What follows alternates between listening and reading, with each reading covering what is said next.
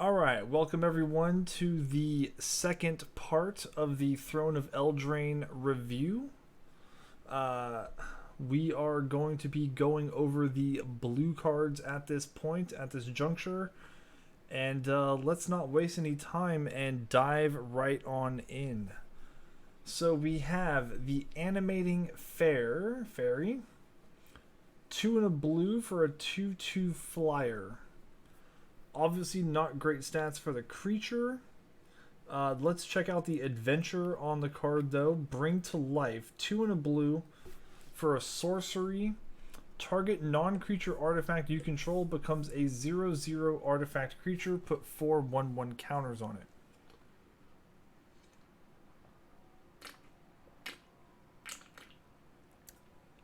Okay. Do we think this is any good? I don't feel like this is going to matter. I feel like the creature cost is too high for being a 2/2 flyer.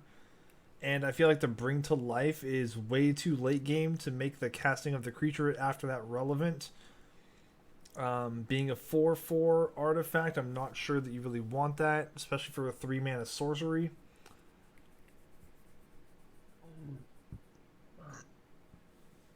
Excuse me. Yeah, I really don't like this. I'm going to say this is a limited only card and kind of move on from there.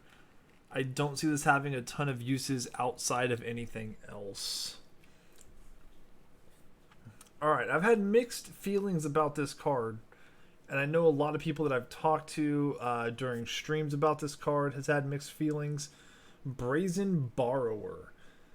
3 mana, 2 blue and a colorless for a 3/1 flash flying fairy rogue. Okay, so again, not bad. In terms of stats, it dies to anything. I don't like that. I really don't like that. It just gets poked and it dies. You know, it does have an instant adventure for 2 mana, 1 and a white, Petty Theft. Return target non-land permanent and opponent controls to its owner's hand. So essentially, you can bounce an early play. Next turn, you can play this and fly over it. Just kind of tempo them out of the game a little bit early. And then get this 3/1 flyer down. The thing I really, really don't like about this card, though, is just that 1 toughness. It just feels so bad. I mean, it just doesn't feel good. It dies to anything and everything. This is okay. The adventure part of it's okay. I do like the rogue part. The rogue part isn't bad, and we'll get to why when we get to red. But this is going to have some potential if there's a rogue deck kind of running around. And you might get to play your opponent's cards.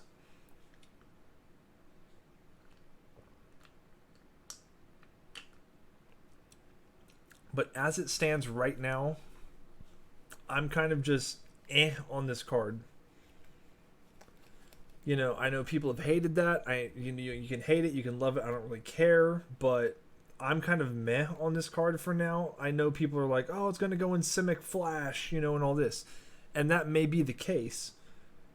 But I'm just not a fan of the card even for what Simic Flash has in it right now. I'm not a huge fan of this card. I don't think this fits in their deck very well at 3. But again, we'll see how the set plays out, and I'm looking forward to being wrong about this card. I want to use it as a rogue archetype for when we get to red. We'll see why. But for now, I'm kind of just a toss-up on this card. I'm just going to give it an average rating. I don't think this is anything amazing. This could have been uncommon or a rare, and I would have just been like, okay, that's fine. I don't think it had to be mythic. I don't see anything on this that needs to be mythic. Alright, moving on. Charmed Sleep. 2 blue and a colorless. Enchant creature. When Charmed Sleep enters the battlefield, tap enchanted creature. It doesn't untap during its controller's untap step. Good stuff. Let's give it a limited rating and move on. Honestly, you could maybe play it in mono blue, but again, I don't think mono blue is going to be a thing, so don't think that's going to matter.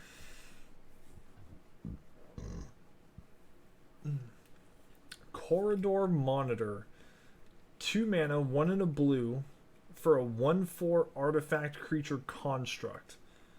When it enters the battlefield, untap target artifact or creature you control. Or creature. Huh. Okay, that could be the important part there. But I really like this card. In terms of using this against, like, the Calamity red decks. It's a 1/4. It blocks extremely well. Has the potential to also untap something when it comes in.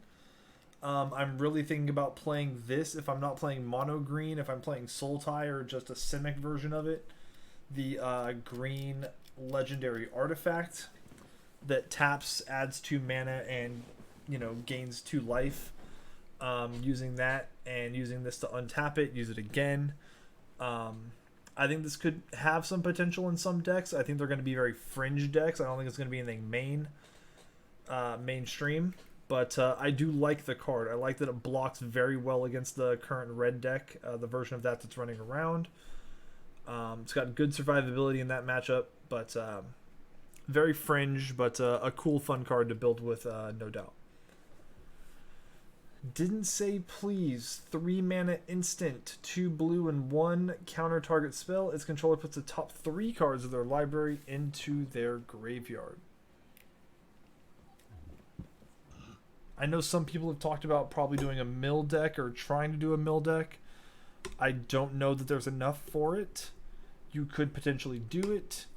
But it's just a good 3 mana counter spell. You already have better ones, in my opinion, in terms of Sinister Sabotage.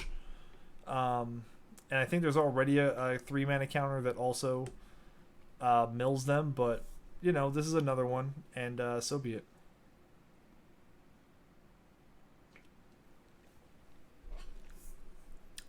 Alright.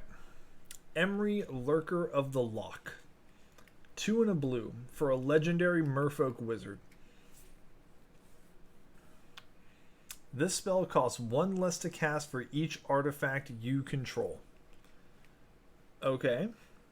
When Lurker of the Loch enters the battlefield, put the top 4 cards of your library into your graveyard. Okay. Choose target artifact card in your graveyard. You may cast that card this turn. You still pay its cost. Timing rules still apply. Sad that they had to put that. Okay, so I don't know about this being played in Standard. I see a ton of potential for this card in other formats. Not a lot of which I currently play, but just knowing the cards that are out there and what's rotated and what's available, this card has a lot of potential outside of current Standard. And I'm sure that we're going to see some people doing it in other formats, but this is absolutely nutty for those. In Standard, it's not really going to see a lot of play as of now. Alright, Fae of Wishes. 1 and a blue for a 1/4 flyer. Does have an additional effect, and that effect is 1 and a blue, discard 2 cards, return Fae of Wishes to its owner's hand. And that is important because it does come with an adventure. Granted, 3 and a blue sorcery. You may choose a non-creature card you own from outside the game, reveal it, put it into your hand. So this has been talked about as a new Mastermind's Acquisition. Mastermind's Acquisition didn't have the limitations in terms of a non-creature card so far as I recall. But this, non-creature card you own from outside the game, so you're going to go looking for your sideboard there. Usually you can find some good stuff here, but again, the discard 2 cards, return Fae of Wishes to its owner's hand could be extremely powerful. You just cast this, go get something, play it, it dies, does its job, get it back, go get something again. By then you should have control of the game. You're playing blue, you should have plenty of cards. I like the potential of this card. I don't know how good it's going to be. It seems a little clunky and slow for this part to go off again. But this is definitely really good. I do like this granted adventure.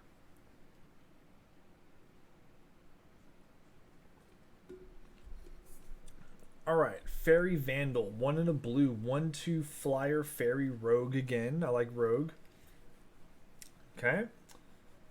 Flash flying. Whenever you draw your second card each turn, put a 1/1 counter on Fairy Vandal. So that'll trigger on both your turn. You need to draw 1 additional card. You need to draw 2 cards on your opponent's turn, like a Chemister's Insight or something like that, to get the trigger there. But again, I think this will go in the Simic Flash deck. I've already seen some people playing with it. Looks like it's going to be a good home. Excuse me. I'm sorry, not Simic Flash. The Blue-White Flyers deck. The Blue-White Birds deck. I've seen this in there because you get Spectral Sailor going off. You get Winged Words. Is that the card I'm thinking of? The blue card that draws 2 and costs less if you control a flyer. So yeah, this card's going to be really strong. Could potentially, get up to about a 3/4. And then it's, that's with the Empyrean Eagle. But yeah, could be a good threat. Flash on turn 2, always good. And I think it's going to be solid in the 1 deck. I don't think we're going to see it outside of that, though. Alright, Folio of Fancies. 1 in a blue. Artifact. Rare. Players have no maximum hand size. Always love it. XX. Tap. Each player draws X cards. Each opponent puts a number of cards equal to the number of cards in their hand from the top of their graveyard into their library. Now that's interesting. Because it only hits opponents. Now, what I also see here is a 2-mana artifact with a decent mid to late game ability, right?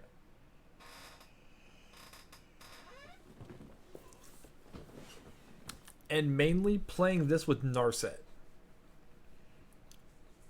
Right? Because then your opponent can't draw the additional cards. It's just not going to happen. So, I mean, you could go X for 5, and they're going to get the 1 card. They're not getting anything. You could do this even, and then make them discard up. But with Narset, this has some potential to be fun.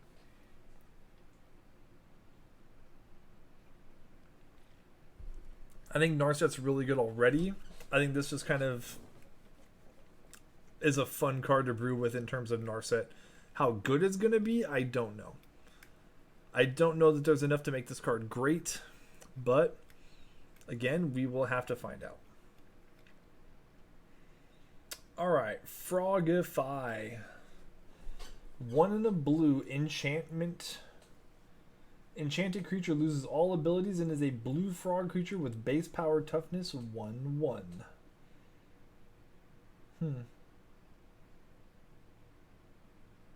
That's definitely a limited rating, but it's awesome artwork. Love it. Alright, Gadwick the Wizened. Here we go.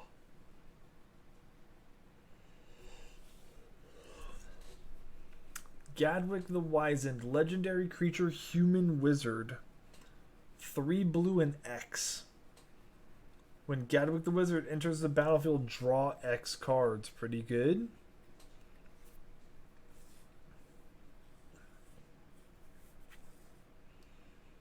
Whenever you cast a blue spell, tap target non-land permanent and opponent controls. Mono blue could be a thing with that. It's very reasonable. I don't know that mono blue's good enough in this particular format, but that makes me want to think about it. That's a really fun card. That could be really crazy good. I really do like that, especially with Opt back in the format. Yeah, that could be really good. That could be really strong. Alright, Hypnotic Sprite. 2 mana for a 2/1 flyer fairy. And then you have an instant adventure for 3. Counter target spell with converted mana cost 3 or less for 3.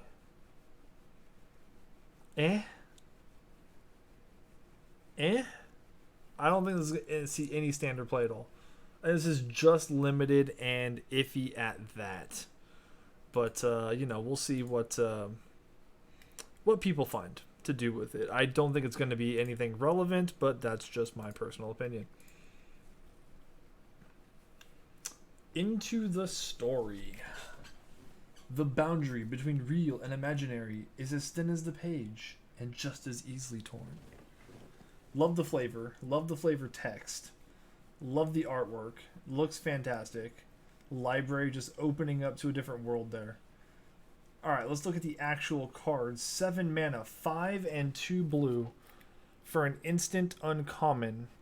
It says this spell costs 3 less to cast if an opponent has 7 or more cards in their graveyard. Draw 4.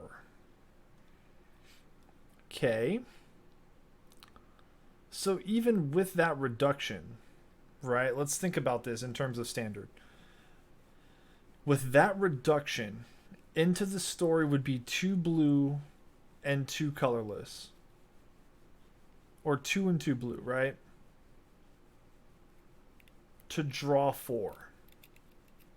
That's not terrible. Is it better than the 4 mana spell that we have that looks at like the top 10 cards of your deck and you get to pick 2 of them? Is that better than this because it's instant and you most likely will have 7 cards in your opponent's yard?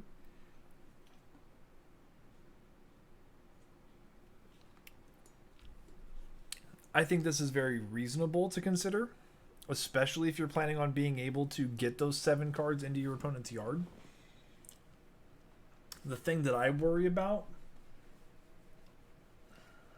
is that there's still good card draw at 4 mana, right? I mean, Chemister's Insight is still in the format. There's I forget the name of it. The one with the fish. The one we were just talking about. The one that looks at like the top 10 cards of your deck and you get 2 of them, and yeah. That one. I really want to like this card. I think there's a potential to really like this card with another card that we're going to see in red later. I guess we can scroll down and take a look at it now. But we're going to talk more about it in depth when we get there. And that is Fires of Invention. I really like that card with Fires of Invention. I don't know if you can play it really outside of a deck like that. I just don't know. But this card has potential. We'll have to see where it falls.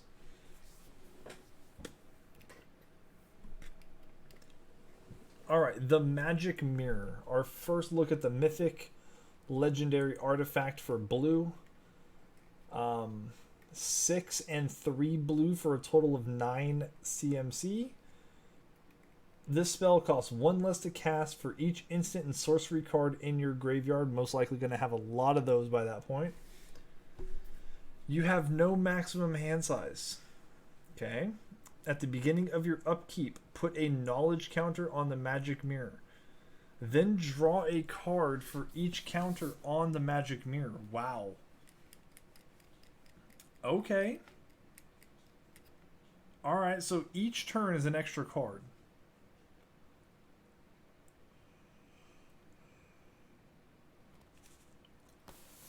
So the first upkeep after you cast this, you get 1 card. The next turn you get 2. The next turn 3, 4, etc. That seems really good. But how many times are you just going to draw too many cards if you don't have a way to win the game after you play this? You know what I mean? I really need to see a win condition to go with this card. And so far in blue, I haven't seen it. I just haven't seen it. So, at least not in this set, and I don't know that there's still one in standard. But it's a great card. I really like it. I think it's going to work great. We'll have to see what else is here that might go with it. But I really fear about this being out for like more than 3 turns. Because you're just going to overwhelm yourself with cards at that point. Although I guess if you're playing Jace, why not? Right? Alright, let's go. Mantle of the Tides here. 1 blue artifact equipment. Equipped creature gets +1/+2 whenever you draw your second card each turn. Attach Mantle of the Tides to a creature you control. I'm not a fan. Limited. Not anything else. Alright, Merfolk Secret Keeper. 1 blue for a 0/4 wizard. Merfolk wizard. Okay.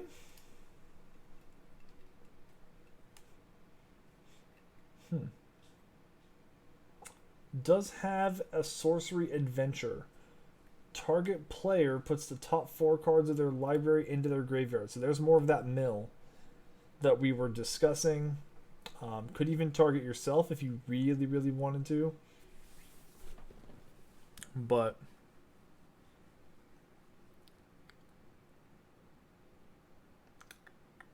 still don't know that there's enough. But it could potentially work its way into something. I'm sure someone will try it, and I'm sure someone will make it work. And it'll be annoying as hell to play against. Alright, the Midnight Clock. 2 and a blue for a rare blue artifact that taps to add a blue mana. So let's stop right there and look at that. It's a 3 mana rock for blue. Not bad. 2 and a blue. Put an hour counter on Midnight Clock. At the beginning of each upkeep, put an hour counter on Midnight Clock. Okay. When the 12th hour counter is put on Midnight Clock, shuffle your hand and graveyard into your library. Then draw 7 cards.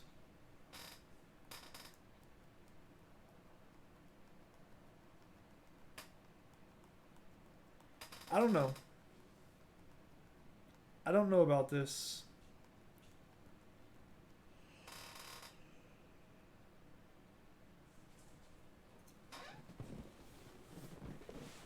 I don't know. I feel like this is not great. I feel like this is infinitely better. This is okay. I don't know. I feel like if you're going to be doing that, you really won't be having the additional mana up to put the additional counters on it. Waiting 12 turns is a long time in Standard. I really don't know that this is a playable Standard card, but I'm sure that it will be tried. And, I like the mana rock part of it, but I don't know about the rest of it. It seems good, but I don't think it's going to be enough. Alright, Mirror Maid. 2 blue and 1 for an enchantment. You may have Mirror Maid enter the battlefield as a copy of any artifact or enchantment on the battlefield. Copies an artifact or enchantment. That's interesting.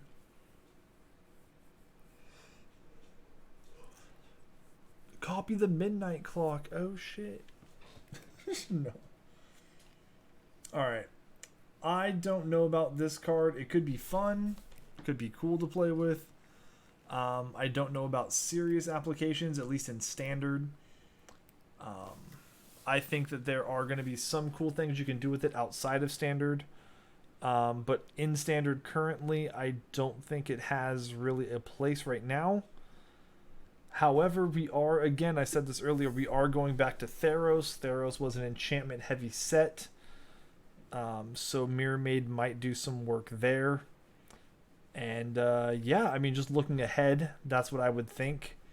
But as of now, I don't think there's enough to really do with this card.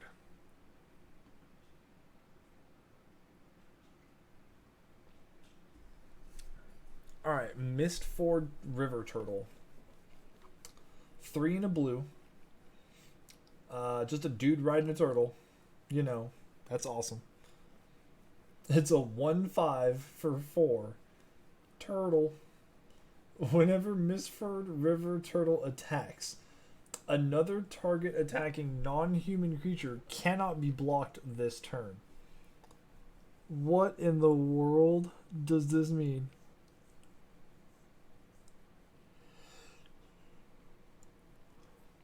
This means the dude that I see on top of this turtle, right?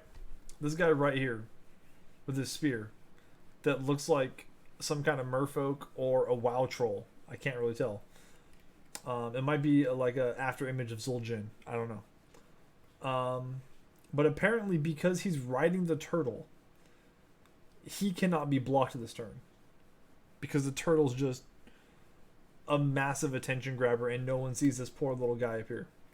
So, I guess, but limited. And let's move on before I make more WoW jokes about that Zul'jin guy up there. Alright, Moonlit Scavengers, 5 and a blue for a 4/5 Merfolk Rogue. When Moonlit Scavengers enters the battlefield, if you control an artifact or enchantment, return target creature an opponent controls to its owner's hand. Let's give that a limited rating and move the hell on because it's creepy looking. Alright. Mystical Dispute, 2 and a blue. Instant. Spell costs 2 less to cast if it targets a blue spell. Always nice. Counter target spell unless its controller pays 3. So it's like a potentially upgraded Mana Leak. I mean, Mana Leak was one of the best cards, right?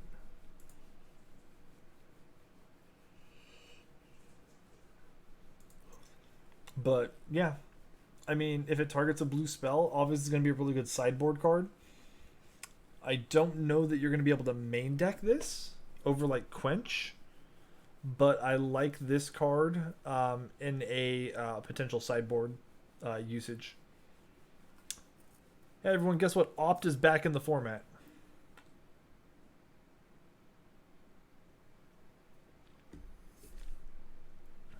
And that's all we need to say about that because Opt is amazing. And that's that. If you disagree, well, I hate to break it to you, but Magic's not your game. Okay. Overwhelmed Apprentice. 1 blue for a 1/2 human wizard. When Overwhelmed Apprentice enters the battlefield, each opponent puts the top 2 cards of their library into their graveyard. You scry 2. Okay. Don't we already have a creature like this in Standard? Where you can have any number of them in your deck or whatever?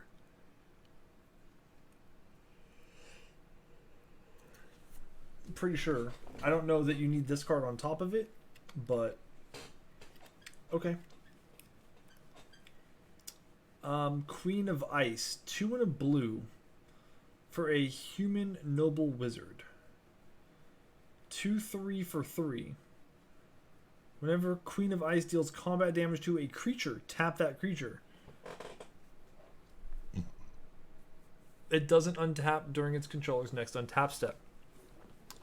What is this going to do to a creature and survive? That's my question. Unless you're playing it against, like, Calamity Red. Right?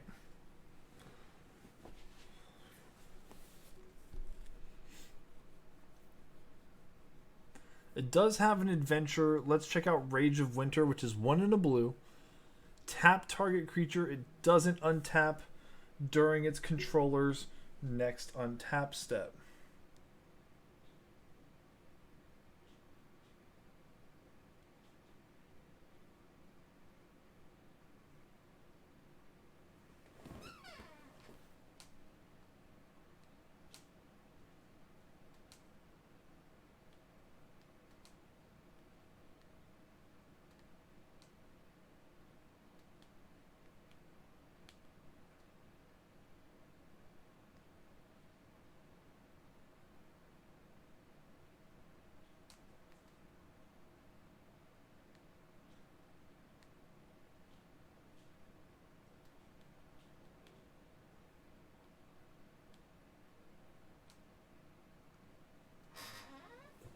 All right.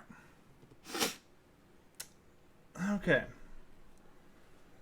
Sorry about that. Let's get back to it here. Queen of Ice, Rage of Winter, 1 and a blue, tap target creatures, doesn't untap during its control next untap step. Okay. I mean, yeah, sure. But, I mean, I don't know how much you're really getting out of this card. I don't think it's relevant in most standard matchups. It's just going to die to everything that it would potentially get use out of.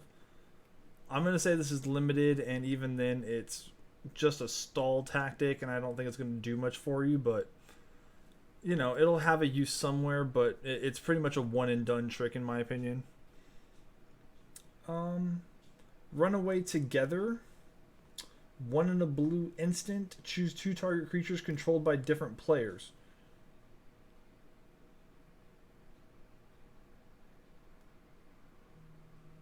Return those creatures to their owner's hands. Okay. I mean, it's just an interesting bounce spell, but if you have to hit 2, it doesn't say up to. So you can't just target their stuff and none of yours if you don't have any. So you'd have to have something to mess with here, and I don't think that's going to be good enough for anything. It'll be cute in limited, but not in standard. All right, Sage of the Falls, 4 and a blue Merfolk Wizard. Whenever Sage of the Falls or another non-human creature enters the battlefield under your control, you may draw a card. If you do, discard a card.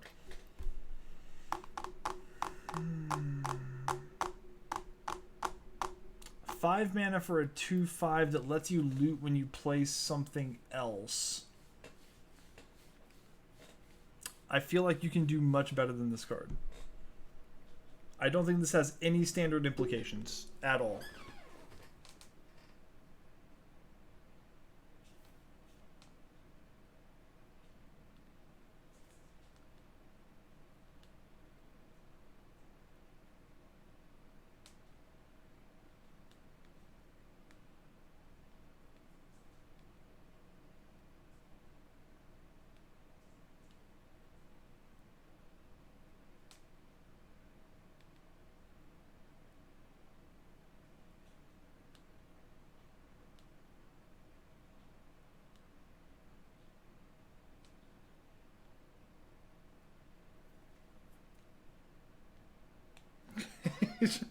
My friend did not know that I was recording a video.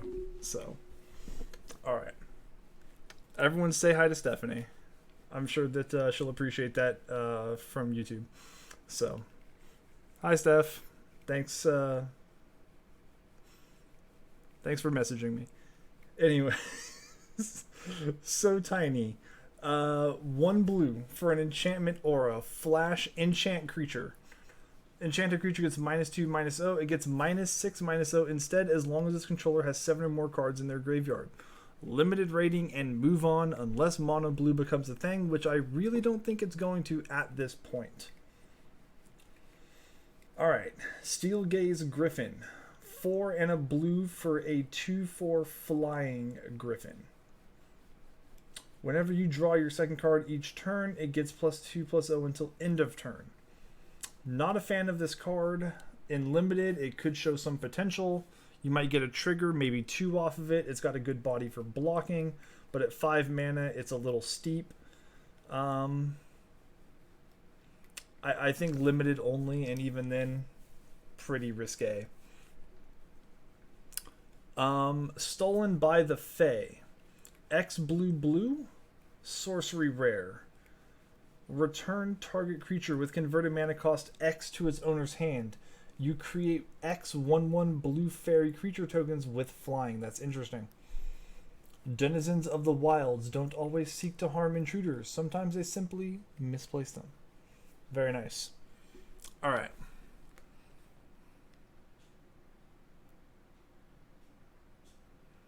Okay.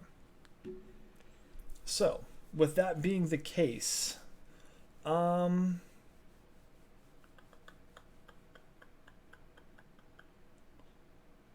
this could be good. I don't know in which deck this is going to go. I don't think this goes in Simic Flash, obviously. But I do like the potential of this card. Just bouncing a creature with converted mana cost X, maybe leaving yourself up enough for a counter spell the next turn. They try to cast it. And again, just increasing your number of fairies out. That's not bad. I actually like that card. I don't know the potential of it being standard playable, but I do like the potential of this card. Slow down your opponent, increase your speed to kill them. Always nice. This could actually go in the blue-white birds deck, couldn't it? Because they fly, I mean, right? They come in as 2/2s? Am I thinking about that right? The Empyrean Eagle buff?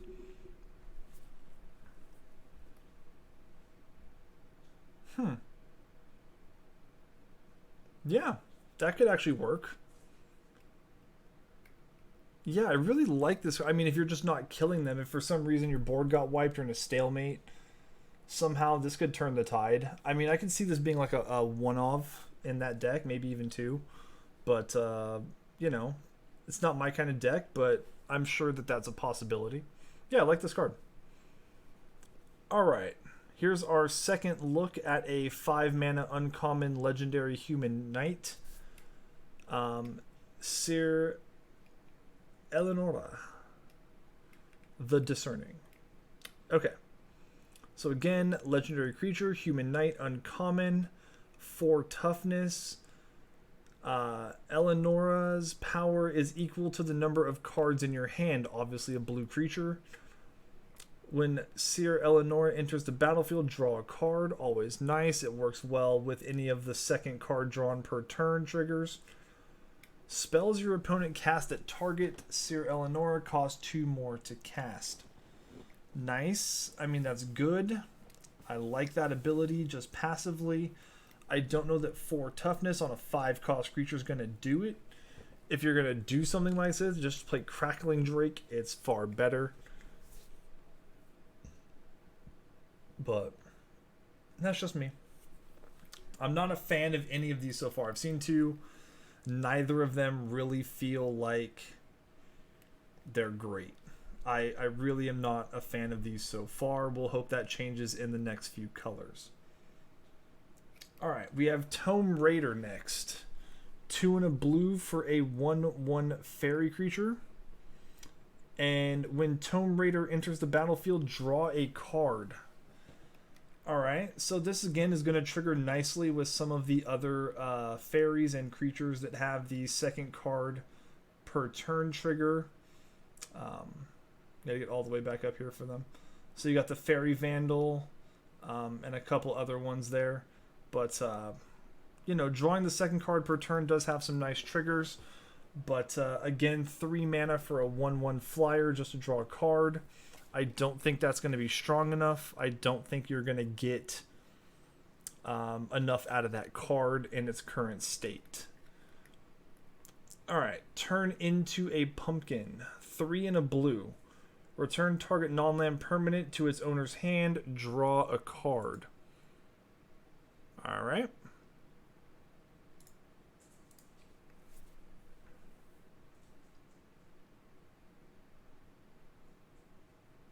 Does have adamant. Sorry, I'm checking out the artwork. It's kind of cool. Just a knight. It's just knight armor with pumpkins inside. That's kind of cool. Alright. So adamant, if at least 3 blue mana was spent to cast this spell, create a food token. Not really that good. I mean, you're comparing that to what? Oops, sorry.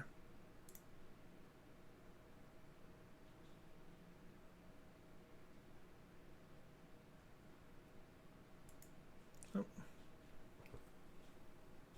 Hang on a second. My thing needs to...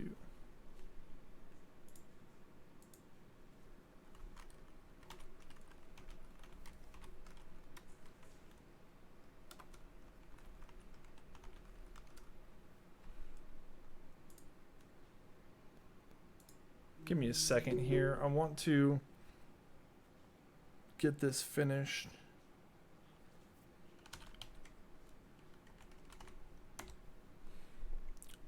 Okay, great.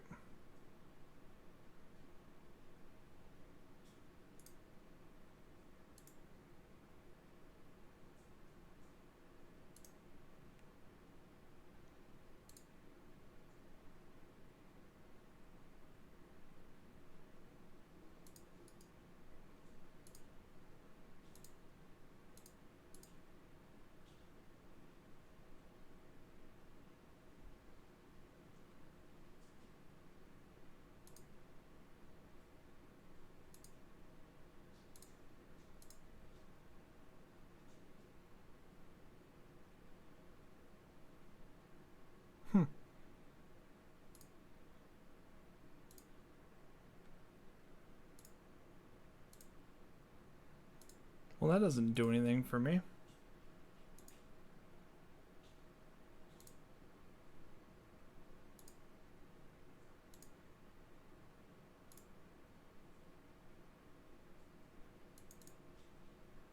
That's actually really upsetting. Okay.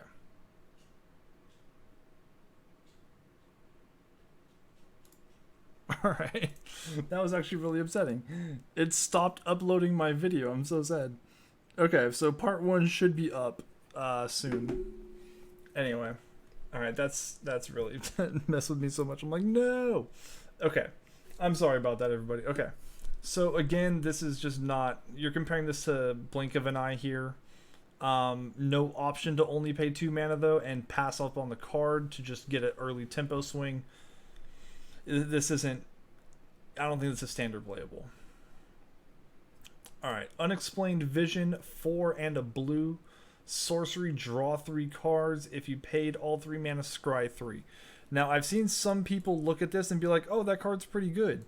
Except for the fact, if you look at this card closely, you scry 3 after you draw the 3.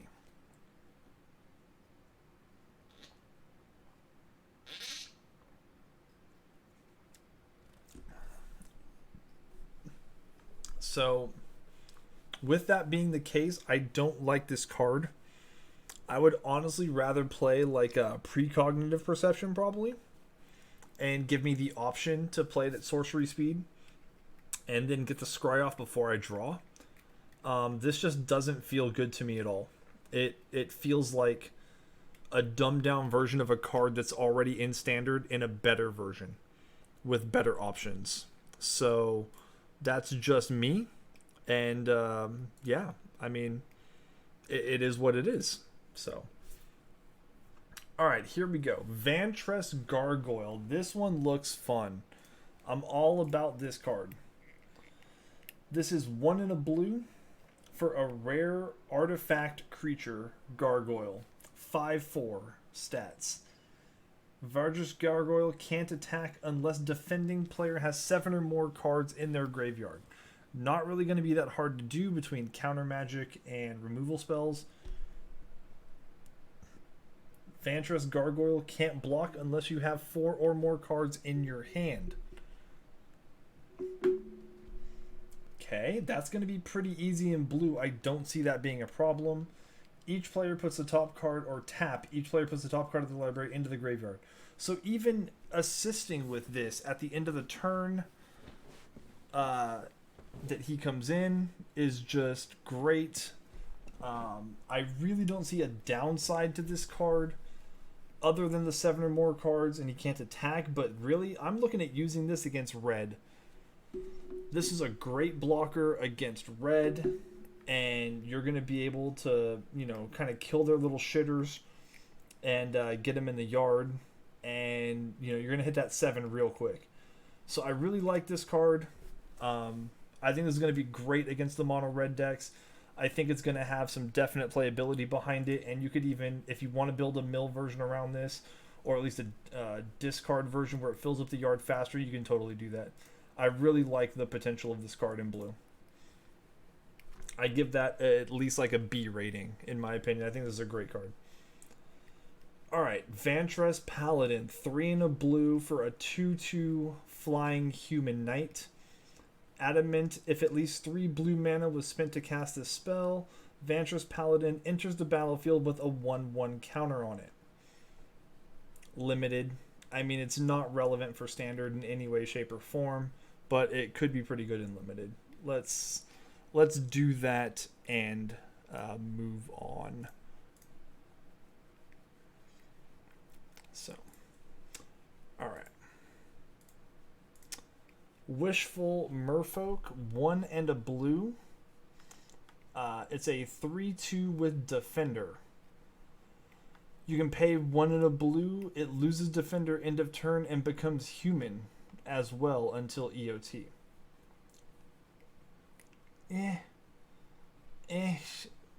Limited, playable, standard, not really. It's not going to be good enough for standard. It's not going to fit any of the human archetypes, and even then you don't want to be spending 2 mana, and with 2 toughness and defender, it really doesn't matter. You want to be attacking with this card, which means you have to pay for it. I really don't see that fitting into much in the way of standard and being able to use that mana effectively at the same time. Alright, we have Witching Well as the last blue card. It is a single blue mana for an artifact. When Witching Well enters the battlefield, scry 2. Look at the top 2 cards of your library, then put any number of them on the battle or on the bottom of your library, the rest on top in any order. Putting them on the battlefield would be broken. So, 3 and a blue, sacrifice Witching Well, draw 2 cards. So, okay, you drop this on turn 1, let's say. Alright, you scry 2. Helps out with the early game there.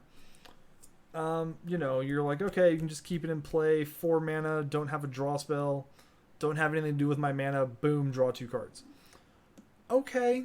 I mean, the card's not as bad as it may seem, in my opinion. I think it has a use. I don't know what that use is.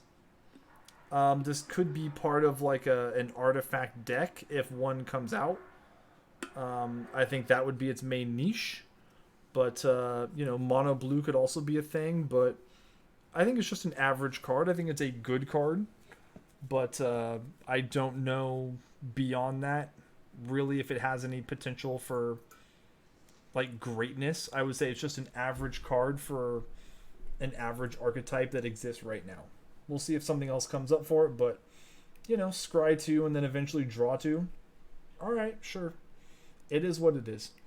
So that was our look at the blue set within Throne of Eldraine. And thank you everyone for sitting through that. Please, again, this is the first set of videos that are going up on YouTube. It's going to be a 6-piece series. And so we're going to get all of that uploaded tonight. And please like, comment, let me know if I did a poor job, if I missed anything, if you would like further detailed explanations, and I'll try to adapt and grow based on your feedback. So much appreciated. And everyone have a good night, and we'll be going on to black in this very next video.